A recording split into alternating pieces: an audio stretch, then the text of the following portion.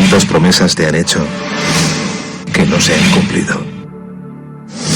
Yo no te prometo un gran sueldo. Te prometo un trabajo fijo. No te prometo que siempre sea como el primer día. Te prometo que nunca te faltarán las fuerzas. No te prometo que todos tus compañeros resistan. Te prometo que se puede llegar hasta el final. No te prometo personas importantes. Te prometo personas que no saben cuánto valen. No te prometo que vayan a hacer caso de lo que digas. Te prometo que querrás repetirlo una y otra vez. No te prometo la comprensión de los que te rodean. Te prometo que sabrás que has hecho lo correcto. No te prometo que te vayan a pedir ayuda. Te prometo que te necesitarán.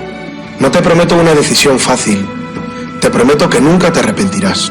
No te prometo un trabajo perfecto. Te prometo formar parte de un proyecto inolvidable. No te prometo que siempre vayas a obtener resultados. Te prometo que tu trabajo dará mucho fruto. No te prometo que vayas a tener grandes lujos. Te prometo que tu riqueza será eterna. No te prometo que siempre vayas a poder ser valiente. Te prometo que tu amor será más fuerte que el mío. No te prometo que puedas acabar con el dolor, el sufrimiento y la injusticia. Te prometo que estés donde estés, llevarás esperanza. No te prometo el reconocimiento del mundo. Te prometo una palabra eficaz. No te prometo seguridades humanas. Te prometo la certeza de que has sido elegido. Y te prometo que alimentarás al mundo.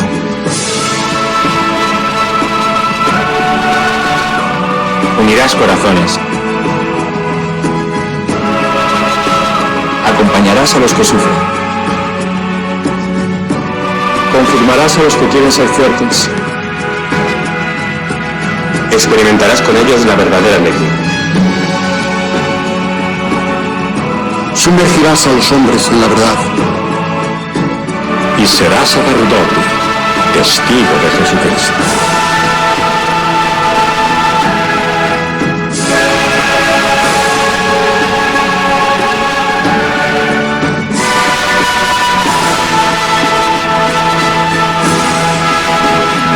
No te prometo una vida de aventuras. Te prometo una vida apasionante.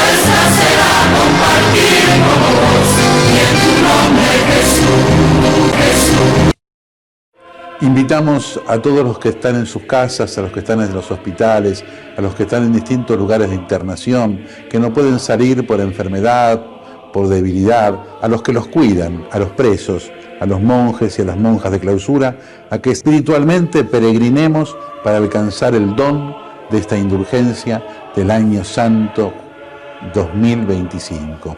En el nombre del Padre, y del Hijo, y del Espíritu Santo. Amén. Pidamos perdón juntos. Señor, ten piedad. Cristo, ten piedad. Señor, ten piedad. Recemos el credo profesando nuestra fe en Dios en el ámbito de la Iglesia. Creo en Dios Padre Todopoderoso, Creador del cielo y de la tierra, y en Jesucristo, su único Hijo, nuestro Señor, que fue concebido por obra y gracia del Espíritu Santo. Nació de Santa María Virgen, padeció bajo el poder de Poncio Pilato, fue crucificado, muerto y sepultado, descendió a los infiernos, al tercer día resucitó de entre los muertos, subió a los cielos y está sentado a la derecha de Dios Padre Todopoderoso. Desde allí vendrá a juzgar a vivos y a muertos. Creo en el Espíritu Santo, la Santa Iglesia Católica, la comunión de los santos, el perdón de los pecados, la resurrección de la carne y la vida eterna. Amén. Delante de Jesús, mirando a Jesús en el sagrario, le pedimos que venga a nosotros. Señor Jesús, no puedo recibirte ahora con la hostia consagrada, pero te pido que vengas espiritualmente a mi corazón. Jesús, quiero permanecer siempre con vos. Recemos por el Papa y por las intenciones que lleva en su corazón. Padre nuestro que estás en el cielo, santificado sea tu nombre. Venga a nosotros tu reino, hágase tu voluntad en la tierra como en el cielo. Danos hoy nuestro pan de cada día. Perdona nuestras ofensas, como también nosotros perdonamos a los que nos ofenden. No nos dejes caer en la tentación y líbranos del mal. Amén. Y a la Virgen le confiamos nuestra vida, la saludamos, le pedimos que nos siga cuidando para vivir siempre en la esperanza. Y que a todos los bendiga Dios, que es Padre, Hijo y Espíritu Santo. Amén. Amén. El peor analfabeto es el analfabeto político.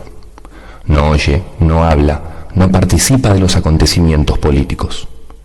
No sabe que el costo de la vida, el precio del poroto, del pan, de la harina, del vestido, del zapato y de los remedios dependen de decisiones políticas. El analfabeto político es tan burro que se enorgullece y ensancha el pecho diciendo que odia la política. No sabe que de su ignorancia política nace la prostituta, el menor abandonado y el peor de todos los bandidos, que es el político corrupto, mequetrefe y lacayo de las empresas nacionales y multinacionales. Con Eve, el vínculo que tiene Axel con las madres. Así que, gobernador de la provincia de Buenos Aires, Axel Kicillof, muchísimas gracias por recibirnos. No, gracias a ustedes, la verdad que estábamos esperando este contacto hace tiempo y bueno, hoy por supuesto que los hechos en Argentina, en la provincia, se van amontonando, precipitando. Uf. Y una agenda tremenda, pero yo la verdad que muy contento de poder compartir con ustedes y como vos decías, hablar de madre, bueno, por supuesto Carmen, todas las madres y todo lo que madre significa, la radio de madres, la universidad de madres, con todo el ataque que recibió, pero bueno, ustedes saben, y es algo de lo que nunca hago alarde, pero la verdad que no puedo hablar de Eve porque se me corta la voz. Yo lo sé, tenían un vínculo muy cercano con Eve, yo lo sé y lo recuerdo perfectamente. ¿Cuánta falta hace Eve, no?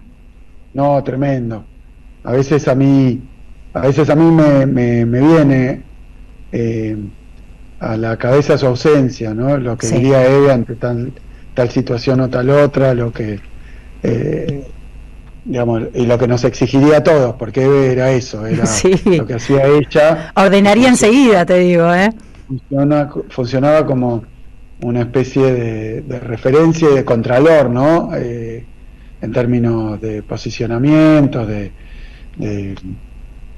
pero también de actitudes de todo tipo, ¿no? Así que la verdad que un ejemplo y bueno, y obviamente que se la extraña, pero también está viva.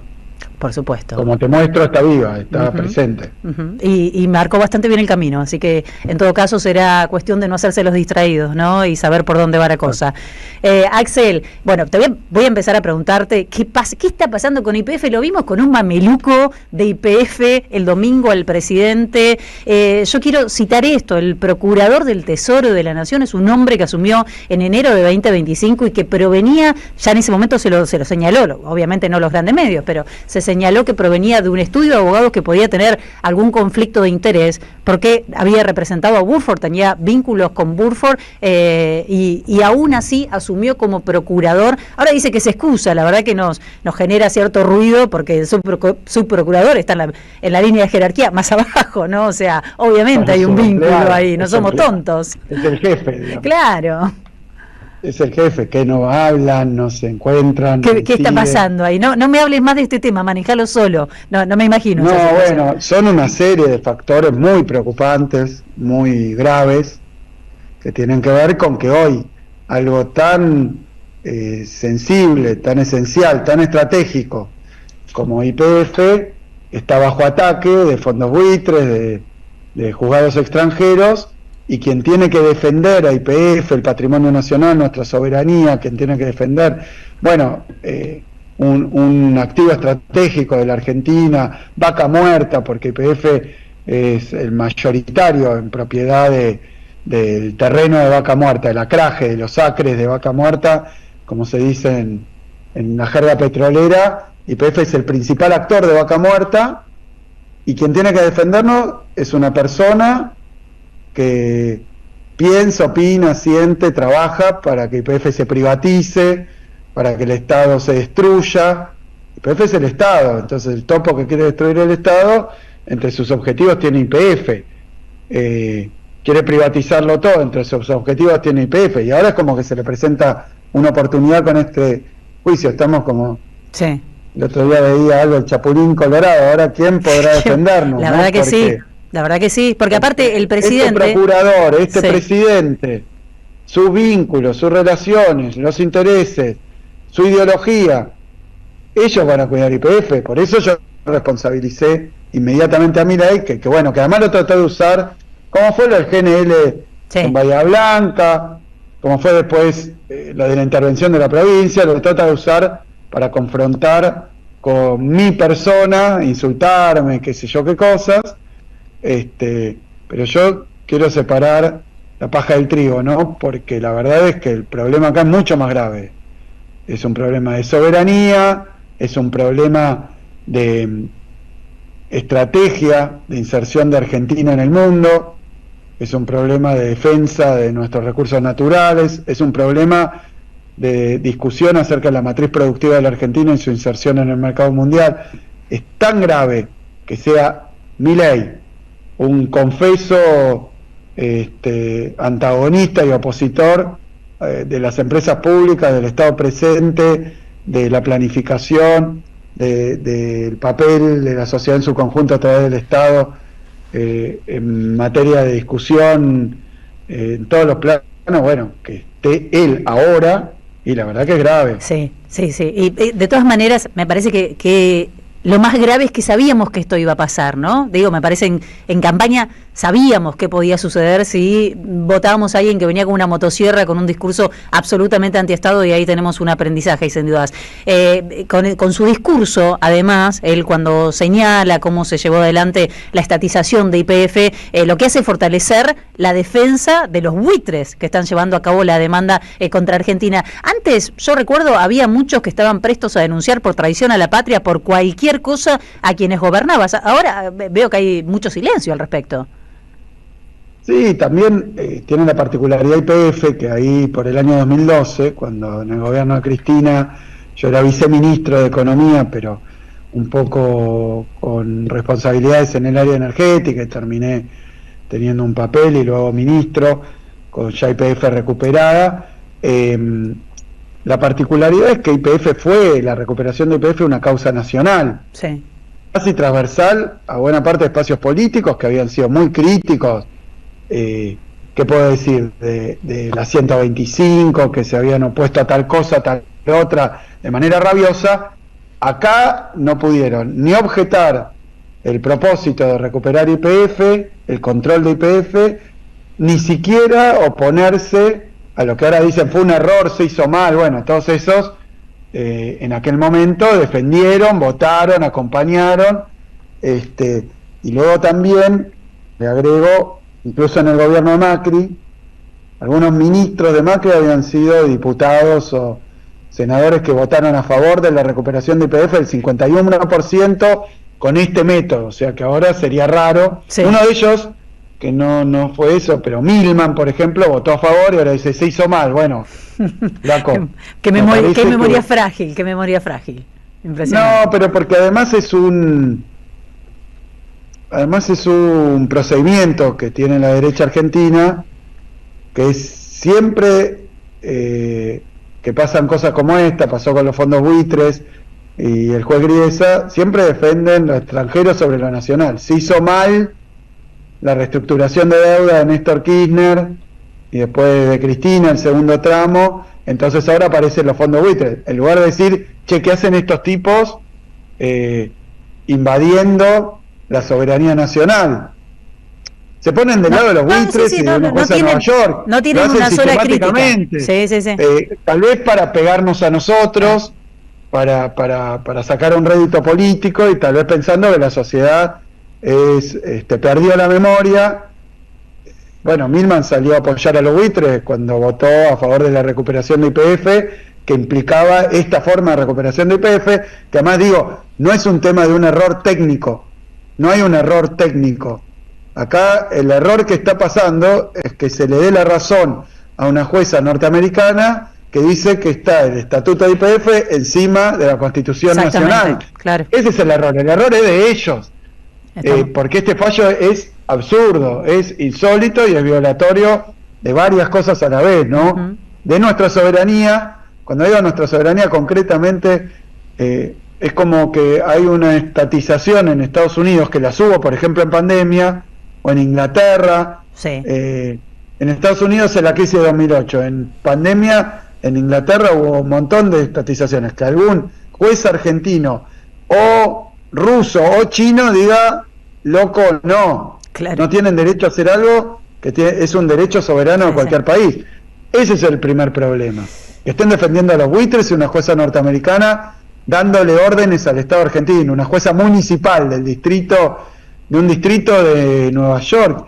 Es una cosa ya desquiciada. Que lo defiendan. Sí, ayer recordábamos la frase de Jaureche, ¿no? Si malo es el gringo que nos compra, peor es el criollo que nos vende. Jair Sibel, súmate. Axel, ¿cómo estás? Un gusto estar charlando con vos. Se cumplen casi 1 año y 8 meses del gobierno de Milei y uno se pone a pensar, construyó 0 escuelas, 0 hospitales, 0 comisarías, 0 kilómetros de ruta y mientras tanto la provincia sigue avanzando en el sostenimiento de la obra pública.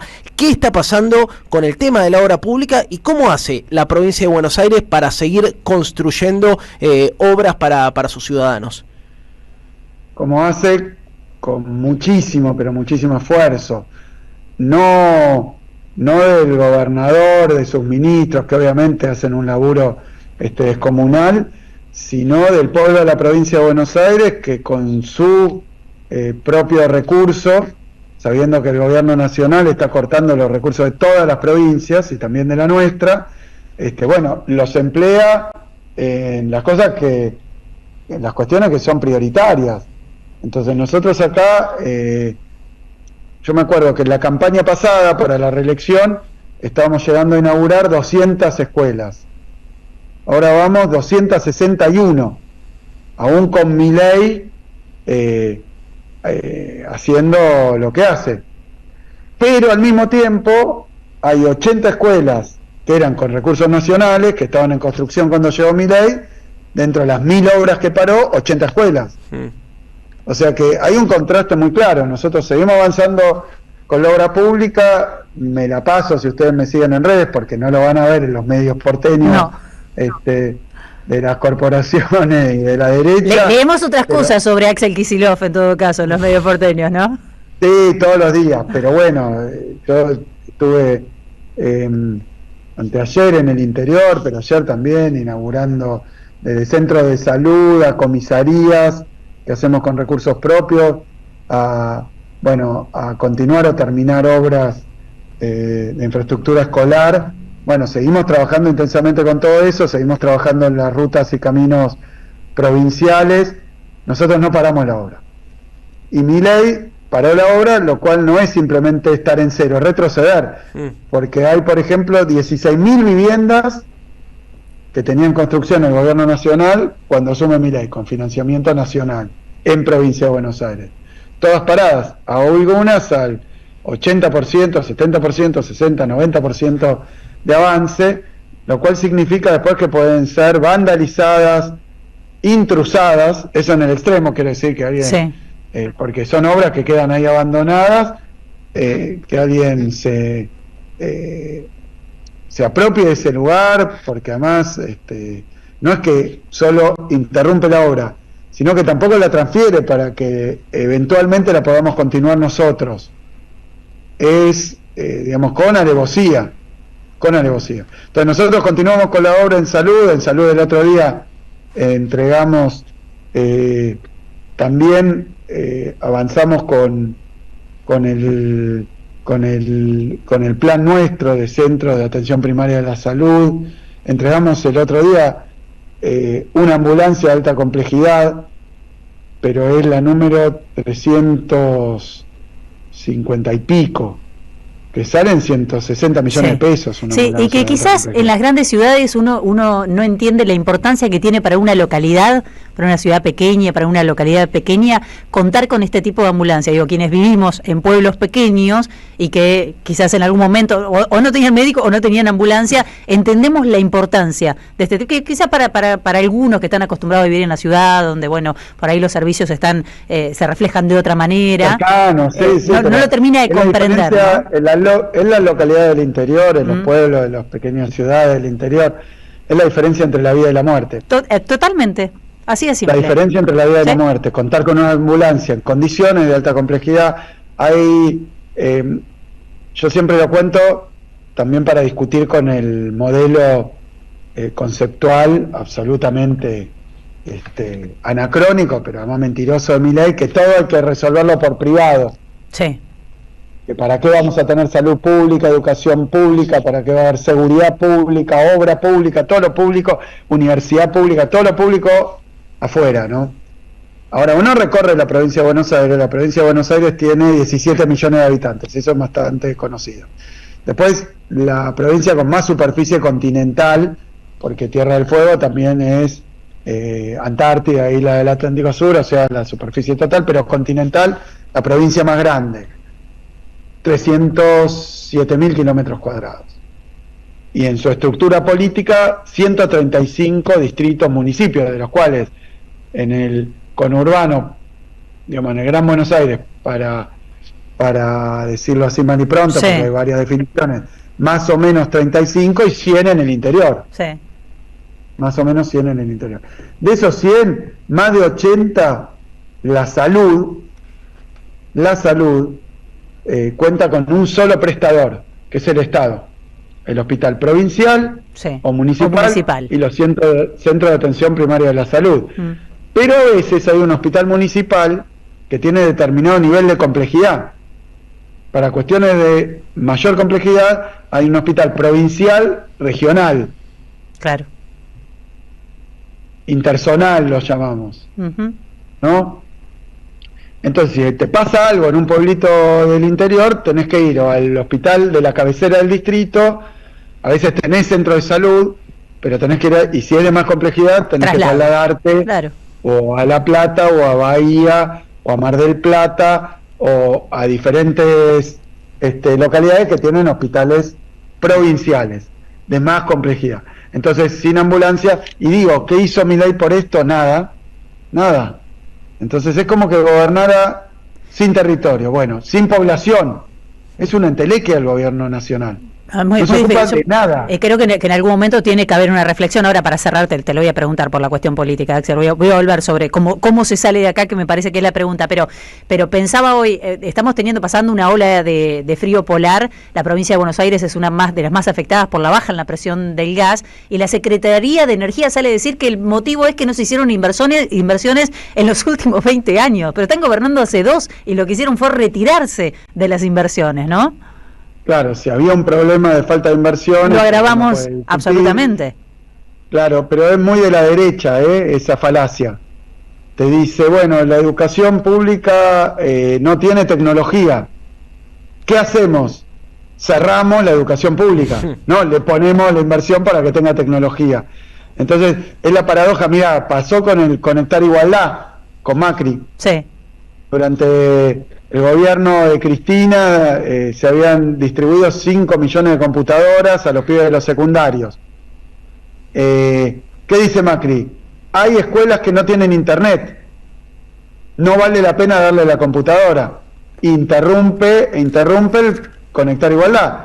La respuesta tendría que haber sido, le pongo conectividad a las escuelas, que es lo que estamos haciendo nosotros, sí. Ya lo tenemos casi terminado en la provincia de Buenos Aires, porque era cierto que algunas escuelas no tenían internet, pero entonces que le saca la computadora, es sin el pan y sin la torta, pero es típico de la derecha, de financia, achica, destruye, y luego viene y dice, che, ¿qué anda? ¿Qué hacemos? Desfinanciamos más, achicamos, destruimos, con el extremo de Milei, que corta todo. Hablo de seguridad, por ejemplo. Había un fondo de seguridad para la provincia de Buenos Aires marcado por ley del Congreso de la Nación. Sí.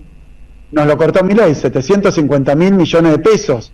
No hay más fondo de seguridad para la provincia. Y dice, ¿qué pasa? ¿Anda mal la seguridad? Y claro, sobre los problemas que podía haber, nos cortaste los fondos que tienen que ser nacionales, porque el problema de seguridad en la provincia de Buenos Aires es un problema de afectación nacional. Van a hacer la campaña, están haciendo la campaña con eso, ¿no? Van contra la provincia de Buenos Aires sobre el tema. Porque mirá lo que pasó con Bullrich. Bullrich dijo, soy la mejor, Milei le dijo, la mejor ministra de seguridad de la historia argentina. Acaba de asumir, ¿por qué? Dijo, porque en el primer año fue de Bullrich, las estadísticas nacionales, oficiales, muestran que es el año con menor cantidad de homicidios cada 100.000 habitantes en la República Argentina. Sí. Y al mismo tiempo dicen, porque fue una campaña simultánea, Bullrich una genia porque bajó los homicidios, pero en la provincia de Buenos Aires hay un desastre, un descalabro, porque hay un baño de sangre, porque hay muchos homicidios. Entonces yo pregunto, la provincia de Buenos Aires es la mitad de la Argentina.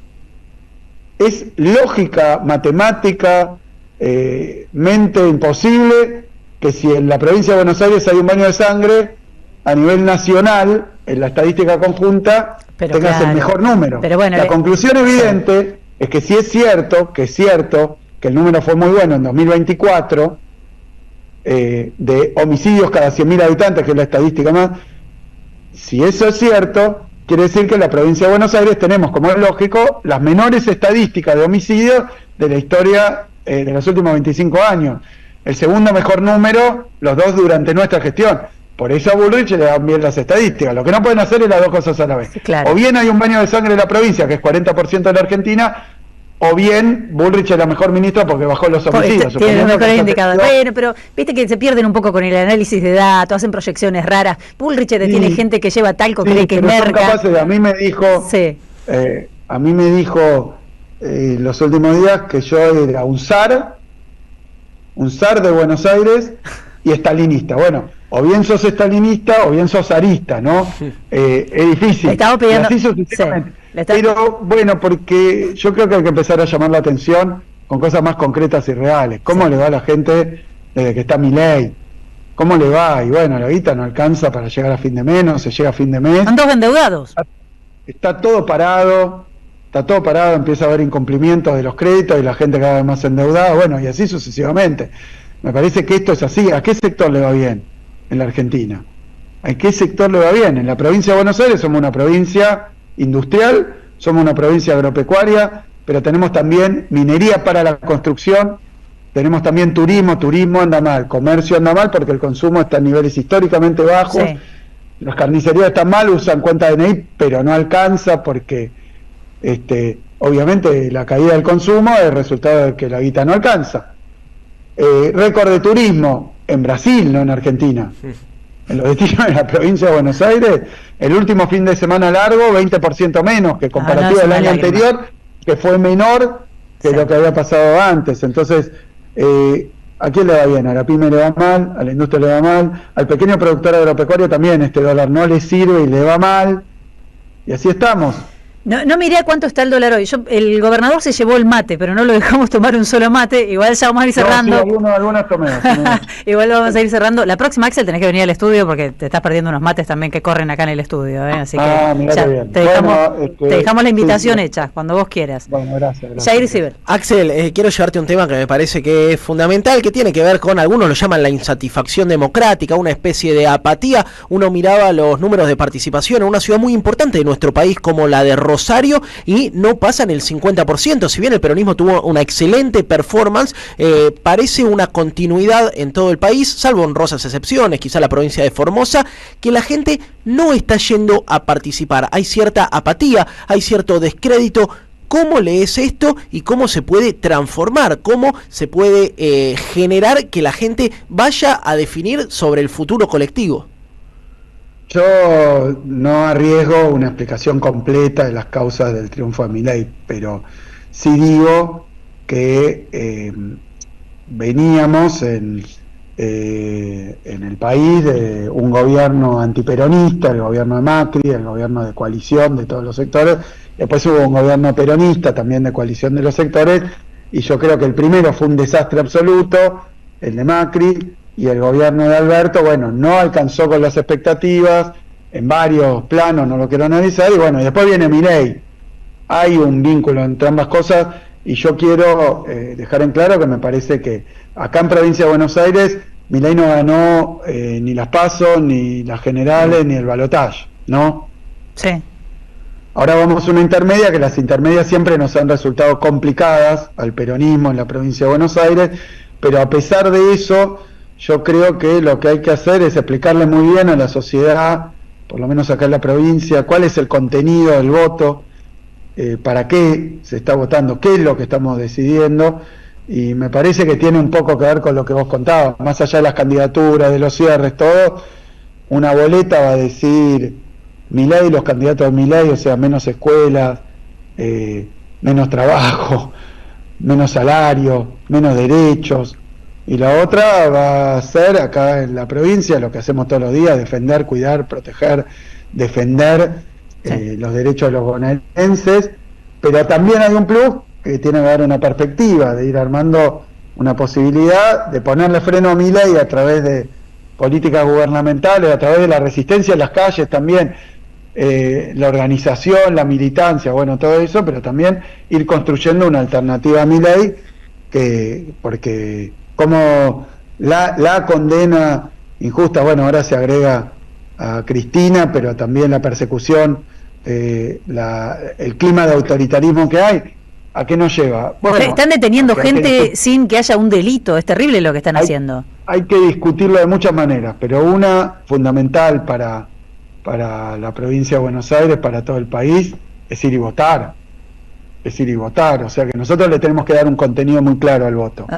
Me parece que en otras provincias tal vez el gobernador o las autoridades no dejaron tan en claro que hay... Pero Formosa tuvo mejores números, ¿no? El domingo fue una de las mejores en lo que va del año. Sí, pero bueno, por eso, acá en Provincia de Buenos Aires, nosotros venimos diciendo que somos un escudo, una red para cuidar a los bonaerenses de las políticas de Milei, imperfectamente, insuficientemente, porque la macroeconomía es realmente un desastre en términos de desigualdad, en términos de pérdida de condiciones de vida, de bienestar. Pero bueno, acá Milei no aprueba los convenios colectivos, la paritaria, la provincia sí, estamos en cada punto, interrumpe los remedios. Bueno, si gana Milei ahora en la provincia de Buenos Aires, esto tiene efectos sobre las políticas que llevamos adelante, sobre las políticas nacionales, porque lo van a leer como un triunfo del modelo de Milei. Totalmente. Y van a querer avanzar más rápidamente, y también sobre la posibilidad de construir una alternativa, donde nosotros siempre hemos propuesto que la provincia de Buenos Aires, tenemos que hacer un trabajo para ofrecerle a nuestro pueblo, bueno, algo que dejen claro que hay otro camino a lo que hace la derecha, porque la derecha hoy se encolumna atrás de Milei. Sí. ¿Y cómo viene el diálogo, Axel? Porque hubo reunión el domingo, hubo reunión el martes.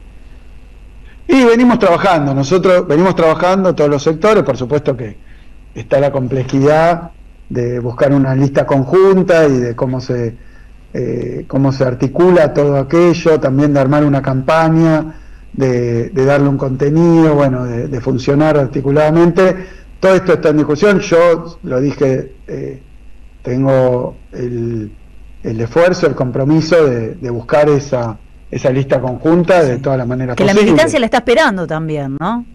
Sí, por supuesto. Por supuesto, creo que todos los sectores están comprometidos, pero bueno, implica, obviamente, no es fácil, un trabajo de articulación, sí, bueno, pues. Me imagino. Sí. No, yo tengo una duda muy trivial. ¿El gobernador toma mate con coco o toma mate amargo? Esto es una interna que tenemos acá en la radio, Axel. Amargo. Mate amargo. Te espero acá, Axel, te preparo un mate yo. Pero agrego una cosa más. A ver. Mate tomo en todas sus formas. Yo, no sé, no es muy sabido, pero yo viví como un año en Formosa. Mirá vos. Pero hace mucho tiempo. Tereré también se me hizo hábito, bueno, a otras temperaturas, por supuesto. O sea que si venís al estudio, yo te cebo un mate con coco y con stevia. Prefiero amargo y bien. Bueno, sí, es una preferencia. Mi gobernador, señoras y señores, igual, mi gobernador. No quedó del todo mal conmigo, quedó bien conmigo, con vos, digo, acomodó. Pero se comprueba, si ustedes me ven, si ustedes me siguen, me van a ver siempre con un mate en la mano siempre. Y se van a dar cuenta que no puede estar en condiciones óptimas de cebada, ¿no? No, claro, sí, estás haciendo cosas imposibles, no lo puedes tener de 10. Vamos, venimos, me aparece un mate a las 11 de la noche, todos dicen, bueno, está bien, no, la verdad que me gusta el mate en todas sus formas. Bueno, Axel, me quedan un montón de temas, lo vamos a dejar para la próxima, ya sabés que cuando quieras te recibimos, hablar de las redes, de cómo manejás ese odio, porque la verdad que te apuntan, estás entre el blanco, sobre todo en estos últimos días, le están dando fuerte y parejo, igual que está pasando con periodistas, que está pasando con diferentes referentes, y me parece que ese es un tema también que amerita pensar, analizar cómo se sale, ¿no? de estos niveles de agresión y de odio, tiene que haber una salida. Y de odio, de violencia verbal y después con otra forma, por supuesto. Tiene que haber otra forma. Axel, gracias por recibirnos hoy, Muchas gracias. Gracias a vos, gracias a Jessica por esta nota.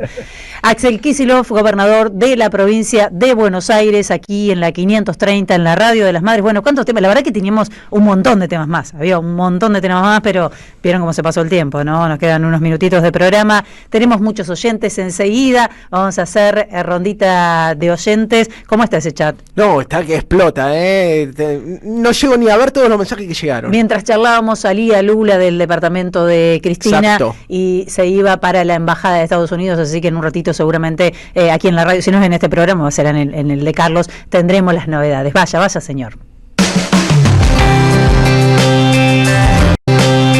Hace unos días, la ministra de Seguridad Nacional, Patricia Bullrich, encabezó en el partido bonaerense de Avellaneda la entrega de 160 viviendas destinadas a efectivos de las fuerzas federales. Esto fue en el marco de un plan federal que suma 329 unidades habitacionales recuperadas en distintos puntos del país. Así es como se ha planteado también en diferentes medios. La funcionaria destacó en ese entonces que se trata de hogares provenientes del plan Procrear, cedidos al Ministerio de Seguridad por el Ministerio de Economía y reasignados a los agentes. Como consecuencia de esto, hubo una denuncia penal para Javier Milei, Patricia Bullrich y Luis Caputo, damnificados del complejo Sagol en Avellaneda, del complejo que estamos hablando nosotros, porque 160 familias dicen haber sido estafadas por el gobierno nacional porque salieron sorteados por el Procrear,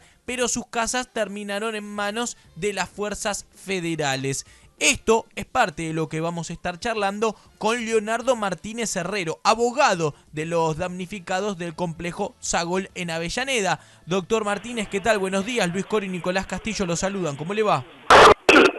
Hola, buen día. ¿Qué tal? ¿Cómo están? Creo que hice un breve resumen sobre lo que aconteció, pero que seguramente usted nos va a ofrecer más información al respecto. ¿Qué ha sucedido con estas familias que están denunciando haber sido estafadas. El tema es así, a principios del 2024, esta gente nos vino a consultar a una agrupación que tenemos con abogados que hacen patrocinio jurídico gratuito, vacantes escolares, amparos por salud, por el tema del plan Procrear, ¿no? Que habían sido adjudicados y no le estaban entregando la vivienda, sino que estaban dilatándole, recibiendo la documentación. Sí. Entonces, a partir de ahí empezamos una serie de reclamos y como no se podía avanzar, iniciamos 7 acciones de amparo, con solo 7 familias que lo vinieron a ver.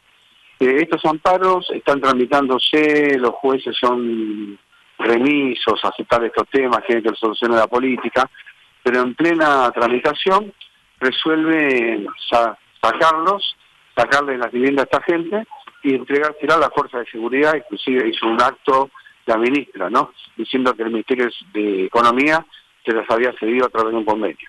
Entonces ahí no quedó otra, mientras tramitan los amparos, el defensor del pueblo hará una demanda colectiva contra el gobierno nacional. Nosotros empezamos la denuncia por desbaratamiento de derechos acordados, porque ya esta gente era adjudicataria, y además por incumplimiento de los deberes de funcionarios públicos. Todo esto está en trámite en la causa penal, porque verdaderamente es una confiscación lo que han hecho. Le sacaron las viviendas que se estaban adjudicados para dárselo a otras personas. Claro. ¿No? De la noche a la mañana. Digo, pero para llegar antes a la denuncia judicial, estas familias entiendo que habrán recurrido a algún organismo, a algún lugar para intentar obtener alguna respuesta, ¿no? Sí, le enviaron mails al secretario de Hábitat, ¿no?, y Vivienda, al Banco Hipotecario, y todas las respuestas siempre eran: hay que esperar, tienen que esperar, no tenemos normativa. Pero en todas estas esperas, al no tener respuesta, empezamos el amparo, y en la sustanciación del amparo nos enteramos que las viviendas se las entregaban a otras personas. No sabemos ni de qué manera, no tenemos el convenio, no tenemos por qué a un grupo de las fuerzas federales se le entregó esta vivienda, cómo lo hicieron, nada. O sea, muy turbio, nada transparente. Acá la gente que estaba adjudicada fue por un sorteo, que adquirió la vivienda hasta cumplir una serie de condiciones. Y algunos hasta ya tenían aprobado el crédito para el pago de la vivienda y hasta tenían la tarjeta de débito del Banco Hipotecario. Claro. ¿Se conoce igual del predio cuántas viviendas son en total? ¿Son 160 o hay más? No, 160. En el predio de Sagol son 160 viviendas. Ah, perfecto. Yo tengo entendido que hay otras viviendas del plan Procrear por la provincia que creo que también se la destinaron a la fuerza de seguridad. Pero eso ya desconozco. Sí, doctor, usted en la denuncia establece que el día 24 de noviembre del 2023 estas personas fueron notificadas vía mail de haber sido adjudicatarios en el sorteo y que a partir de ese momento se comunicaran para realizar el proceso de conformación del crédito. ¿En qué quedó esa situación? Digamos, ¿se les ha dado respuesta o, digamos, la única garantía que hoy tienen muchos de los denunciantes es la notificación de que fueron adjudicados por mail? Solamente eso, no hubo muy poquitos que sí le aceptaron la documentación del crédito y todo eso, que se lo aprobaron inclusive, pero después el resto no le quisieron recibir nada, pese a los reiterados reclamos, ¿no?, que se efectuaron. Siempre decían hay que esperar, lo dejaron en un limbo, ¿sí? O sea, los dejaron sin nada, no en un limbo y sin nada. Claro. Recordemos que, 24 de noviembre del 2023, pocos días antes de la asunción de Javier Milei. Sí, a partir del 10 de diciembre ya quedaron congelados. Yo calculo que esto fue una medida planificada. Como, no sé si ustedes recuerdan que cuando hubo unos familiares de gendarmes que se quejaban, que los hijos vivían con ellos porque no tenían para quedar, Patricia Bullrich, a uno de los padres, le dijo que le iban a dar vivienda al plan Procrear. Por eso yo pienso que eso fue planificado. No le recibieron nada más a esta gente para que pagara las viviendas, no se las entregaron porque evidentemente ya se las querían asignar a la fuerza de seguridad. Yo recuerdo un video... Esto es un problema con... Sí, doctor. Dígame. No, recuerdo un video también del padre de un gendarme, porque a raíz de los traslados que les van haciendo planteaba la situación de viviendas, de sueldos, que había encarado a la ministra de Seguridad en este sentido. Exacto, ese mismo video me refiero. Y ella dice que se iban a dar vivienda al plan Procrear. lo que hicieron, se la sacaron a los adjudicatarios para dárselos a ellos, ¿no? Sí. Uno no tiene nada contra la fuerza de seguridad, lo que está recriminando acá es la conducta penal que hicieron el ministro de Economía, la ministra de Seguridad, el secretario de la Vida y el presidente de la Nación, ¿no? No nos olvidemos que también disolvió inclusive el plan Procrear el presidente para través de un decreto, ¿no? Usted mencionaba que además de lo que está sucediendo aquí en Avellaneda, hay otros puntos también que están en la misma situación. Esto es así, ¿no? Tengo entendido que sí. No estoy al tanto. No tiene más información al respecto. Me han consultado. Me llamaron que decían que había Morón, pero no tuvimos una entrevista, nada, así que no sé cómo está ese tema porque se me han sumado 3 personas más, aparte de las 5 con las cuales le efectuó la denuncia, y me llamaron de Morón, pero todavía no me interioricé del tema. Claro. ¿Cuál será ahora el proceso judicial que se lleva adelante? Con la presentación que ya hicieron, ¿qué es lo que tienen que esperar y cómo continúa? Ahora lo que tienen que hacer es citarme a mí a ratificar la denuncia, a las 5 damnificados que yo expuse para que presenten la documentación, que es abrumadora, ¿no? Está todo bajo constancia de que son los adjudicatarios. También pedí que se le pida al Ministerio de Economía y de Seguridad el convenio que suscribieron, el Ministerio de Seguridad cómo y por qué asignó las viviendas a la Fuerza de Seguridad, bajo qué sistema, ¿no? Todo esto le van a correr vista al fiscal, veremos qué pruebas más solicita el fiscal, ¿no? Si se imputa directamente a los denunciados. Correcto. Claro, sí, me imagino ahora cómo deben estar también las familias, ¿no? Que de la noche a la mañana se enteraron que, en definitiva, la casa que se les había adjudicado, bueno, en definitiva iba a ir para otras personas. Están desesperados. Hubo gente que hasta no renovó el contrato de alquiler porque ya pensaban que les iban a entregar las nuevas viviendas, están viviendo de prestado con familiares, con amigos. Es una realidad del Poder Ejecutivo Nacional, ¿no? Es como si el Estado no tuviera continuidad. Llegan ellos y hacen lo que quieren, no les importa. Bueno, ya dijo que es cruel, ¿no? El presidente. Doctor Martínez, le agradecemos por el tiempo, por la explicación y seguramente volveremos a charlar más adelante. Que tenga buenos días.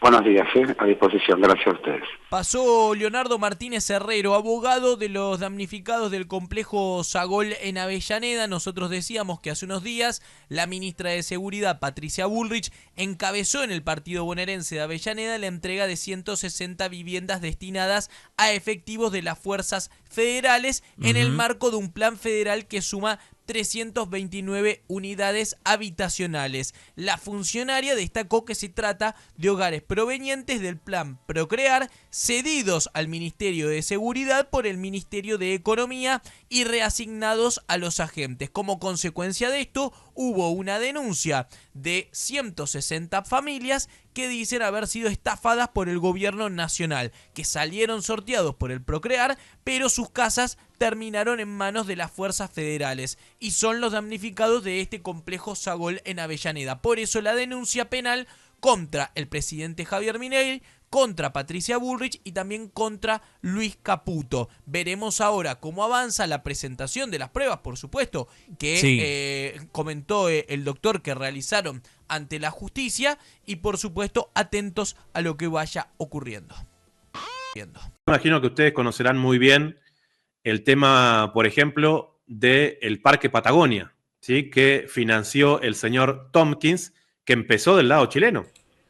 El Parque Nacional Patagonia, que es ya parte de una realidad, con un financiamiento multimillonario de compra de grandes extensiones de tierra.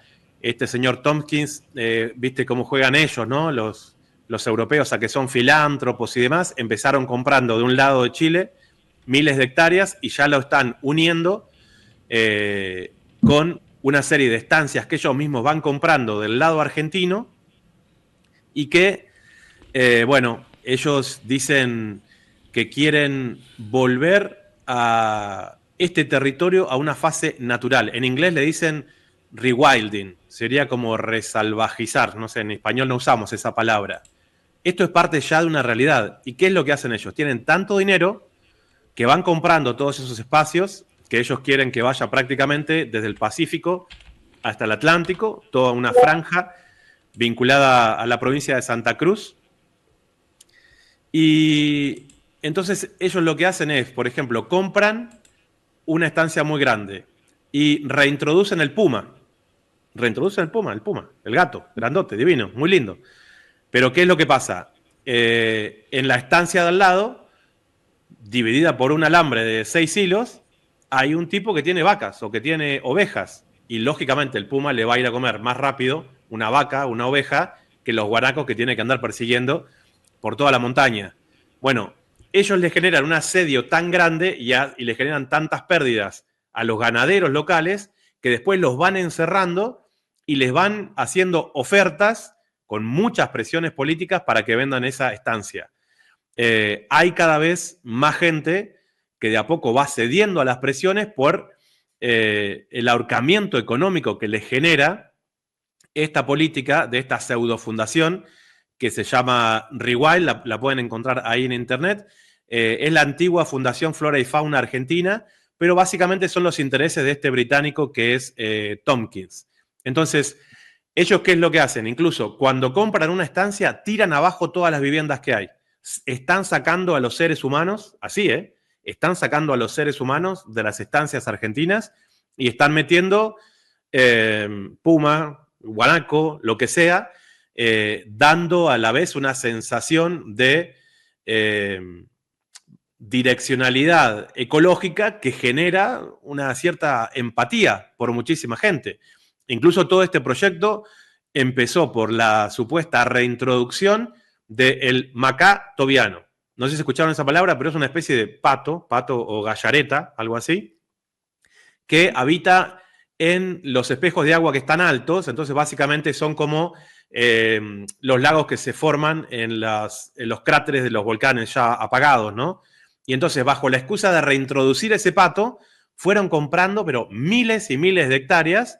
Y claro, al principio la gente fue como solidaria con ellos, los dejaban dormirse en sus casas y les iban abriendo espacios hasta que un día cayeron diciéndoles que les compraban el campo. Entonces, eso que es tan visible, que vos mencionabas, Nicolás, en términos militares, es una pata, vamos a ponerlo en esos términos, pero también tienen esta otra cara de las fundaciones que va avanzando en lo territorial incluso más rápido que el propio esquema militar. No, brutal. Brutal lo que nos vienes comentando, Sebastián. Saludar a las más de 700 personas que están en vivo y en directo, siguiendo muy atento no solo datos, sino que análisis que nos comparte Sebastián Salgado, quien es director del medio Data Urgente de Argentina y también es reportero para Hispan TV. Ha estado dándole un seguimiento. Todos te seguimos acá, lo que nos dedicamos a esto en Chile, te seguimos, Sebastián, así que a mí Hugo cuando me comentó que te íbamos a tener, yo dije ya, me voy a preparar para hacerle un par de preguntas. Sebastián, es importante lo que dices tú, lo comentaste en tu primera intervención, sobre al mismo tiempo que ellos avanzan en esta agenda, ¿verdad? Que tiene componentes militares, económicos, distintas, ¿verdad? Y se van metiendo, van instalando los monos de paja, ¿verdad? Entonces el mono de paja hoy es Hezbollah. Estuvo Bullrich en Chile y porque le dijo al gobierno de Chile, tenemos informe de inteligencia de que confirma la presencia de Hezbollah en el Triángulo Norte, no sé qué, güey. Entonces después vino a Chile. En Iquique, donde decían que estaba. En Iquique, justamente. En Iquique, en mi ciudad, supuestamente. Se quedaron en la casa de Lugo, quizás. y después viene y le entrega los antecedentes que tenía y la ministra toda le dice, no me entregó nada, ¿cachai? Entonces cada cierto tiempo intentan instalar el mono de paja y lo que yo creo que sí hay que mirar con atención, Sebastián, y te lo comento, que tiene que ver con esta materia, la Patagonia, pero también con la cuestión del conflicto mapuche, es de que ambos estados se coordinan. Entonces yo me recuerdo, por ejemplo, lo que fue la operación Huracán a fines del segundo gobierno de Bachelet en Chile, que eso fue en el 2000, ayúdame Hugo con los años, fue en el 2000, no me acuerdo.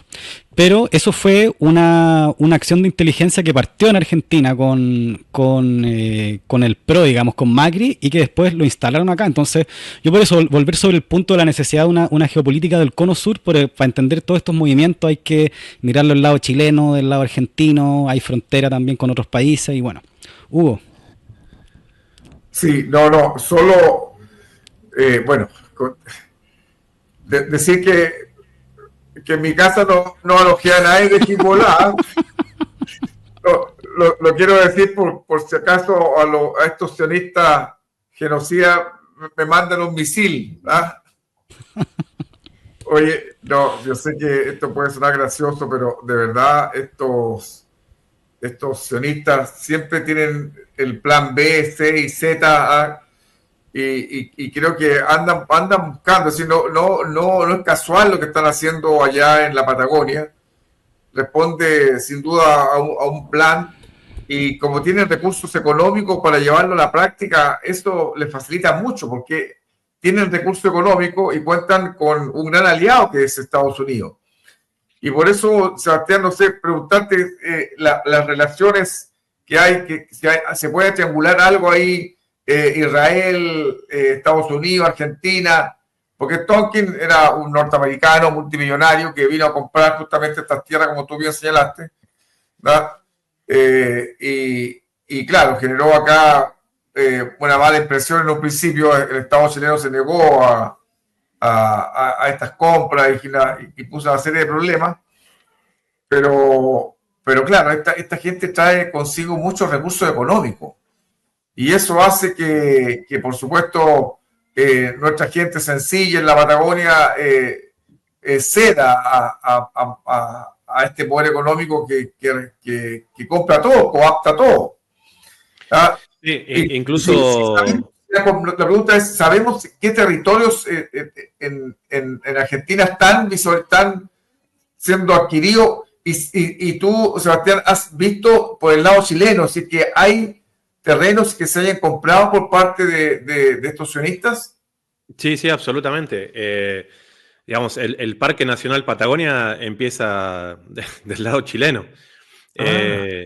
O sea, Tompkins no es una persona que abiertamente uno lo haya podido ver vinculado al sionismo israelí, pero con Joe Lewis pasa lo mismo.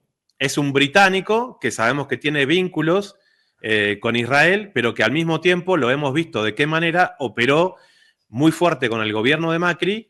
Y bueno, ustedes se acordarán de aquel famoso lago que tenemos en disputa argentinos y chilenos, que era el Lago Escondido.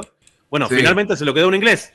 Y no deja que, digamos, lo que deberían ser los accesos naturales que están, digamos, resguardados por ley, porque los cursos de agua no pueden privatizarse. Bueno, este tipo cerró esas miles de hectáreas y entonces no permite que la gente llegue al lago, porque el tipo hizo su mansión ahí, tiene una pista de aterrizaje para aviones de alto porte, ahí ha estado hasta Obama. Hace poco tiempo, bueno, hubo una reunión de la cual se supo de que la mafia del grupo Clarín, junto con una serie de jueces, estuvieron ahí también generando acciones políticas que van en contra de los intereses del pueblo, por decir lo mismo.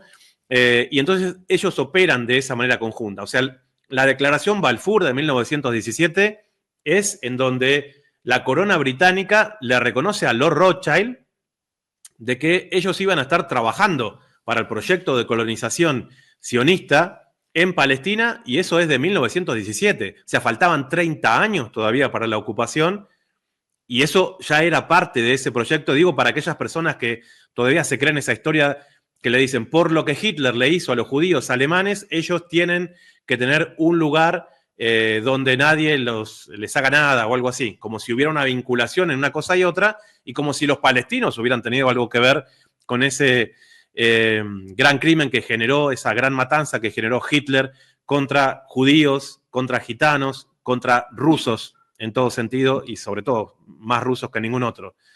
Pero en esas acciones yo quiero recordar una o dos cosas. Una es, ellos están dispuestos a hacer esto de una manera tan contundente que incluye en esta creación de muñecos de paja que decías vos, Nicolás, la estigmatización propia del pueblo mapuche. Porque todos los incendios que hubo en la Patagonia, por tomar el caso de este último verano, el gobierno de Chubut, que el gobernador Ignacio Torres, para que se den una idea, antes de asumir, tienen que viajar a Israel también y se sacan las fotos y traen la empresa Mekorot y toda esa fauna a operar dentro de la provincia de Chubut.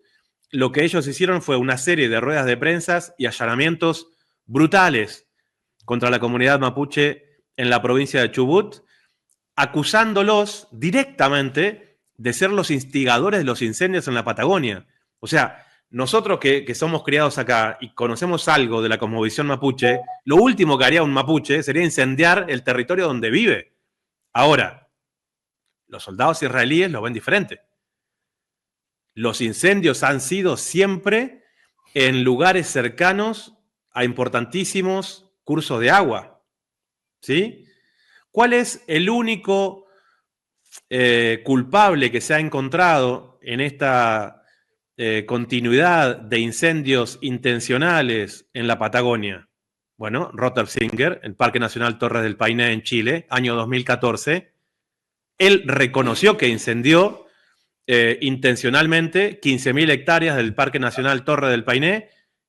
Y vos decís, bueno, debería estar preso todavía. No, por 7.500 euros, por la injerencia del sionismo también para con la justicia en Chile, lo largaron. Entonces, no hace falta tener conspiración de nada, porque ahí están las pruebas y ahí estuvo detenido el tipo ese que quemó el Parque Nacional Torres del Paine. Cuando están tan obsesionados en estigmatizar al pueblo mapuche que tiene vínculos con estos incendios, o sea, nosotros sabemos que eso es mentira. Y para más, o sea, ha habido personas vinculadas al pueblo mapuche que les tocó pagar encierro y cárcel. En este momento todavía hay detenciones en domiciliarias.